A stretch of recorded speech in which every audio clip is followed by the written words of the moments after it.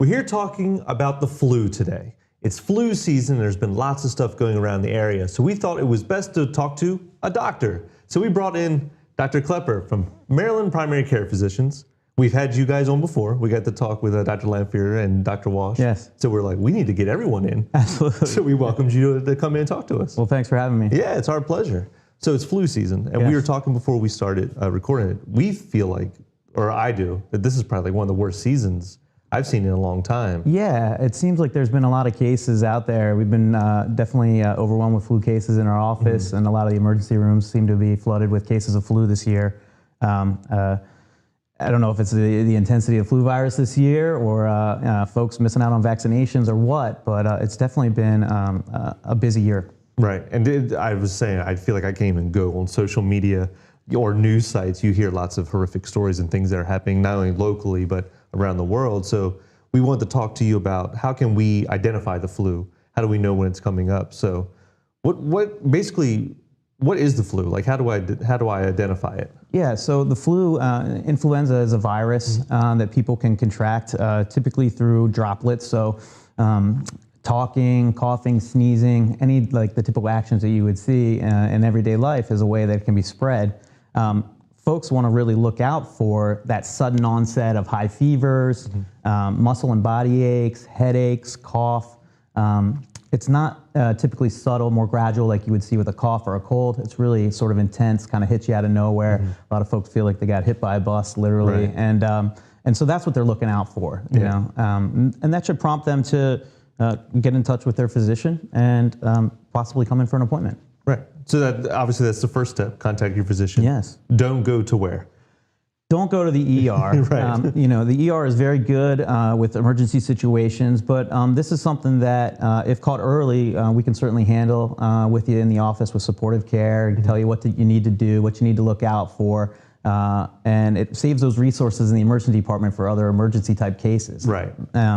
There's obviously certain situations, certain folks with chronic conditions and where flu might be more dangerous to them. And those are certain special cases where maybe they would get directed to the ER. But your first stop would be to, of course, call your primary care physician and come in and see us. Right, and do it as early as you can. As early as you can. You know, caught quickly, there are particular treatments that we can sometimes administer to help. Help with the intensity of the symptoms, help with the duration of the symptoms, shorten them. Right. But certainly calling us would be the first step. Right. And is there stuff that people at home can do to prevent the flu or prevent the spreading, prevent catching? Prevent spreading and catching are those kind of typical things that you would think of. But first and foremost is always get your flu vaccine. Every fall, whether you got it last year or not, each year is new and unique. So each year, get to your doctor, get to the pharmacy, get to the health department, get your flu vaccine.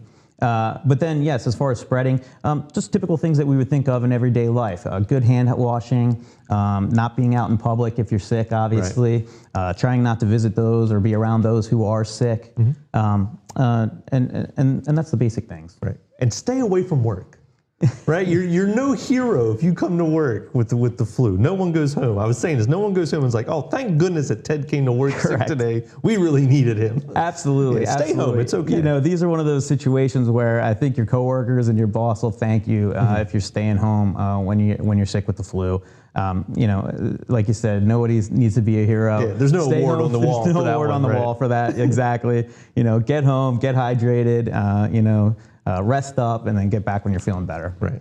And we touched on it, but I don't want to brush over the vaccine. Yes. And how important it is. And there's lots of misconceptions about the vaccine. Like people think they're going to get sick or they might get the flu if they actually get it. Correct. Yeah, a lot of folks do feel like, you know, if I get the flu, that's exposing me, the flu vaccine rather, that's exposing me to the flu. It gets me sick. And the answer is that's just totally untrue. It is not a live vaccine and therefore has no infectability. It cannot get you the flu. Right. It does stimulate immune response, so some people do feel feverish for a day or maybe some achiness at the site where they got the injection. Right. But it is impossible to get the flu from the flu vaccine. So don't use that as a reason not to get the flu vaccine. You're helping protect yourself. You're helping protect your family, your community, your coworkers. So very important. Right. And we do a flu vaccine special every year, and we tell you where you can get it. but a lot of people are afraid to maybe go to the doctor's office. They think they Correct. might get sick, you were saying? Yeah, if folks are worried, hey, you know, I don't want to come into the office because that's where everybody is sick and I might end up getting the flu or things like that, that's okay. You know, there's other places you can get the flu vaccine, pharmacies, the health department, like we mentioned, is a place where you can get the flu vaccine. And they're free. And they're free. A lot of employers are now offering it free through work, so you can get it at work. Just you know, depending on where you work, take advantage of that if it's possible. So lots of different places you can go if you don't want to necessarily go to the doctor's office to get to your flu vaccine. Great. So we should be doing that at the beginning of the year, though. It might be. It's never too late now. It's not too late, but we want to do it in the fall. Correct. It's not too late to get the flu vaccine. The flu season tends to extend between fall and winter time, so we're still seeing a lot of cases here in February, March, and start to taper off in the summertime. But it's never too late. You can still get your flu vaccine, but ideally you want to get it early in the fall time. So we usually start carrying it around late August into September, and that's when you want to get it. Prevention, better than treatment. Yeah, you know.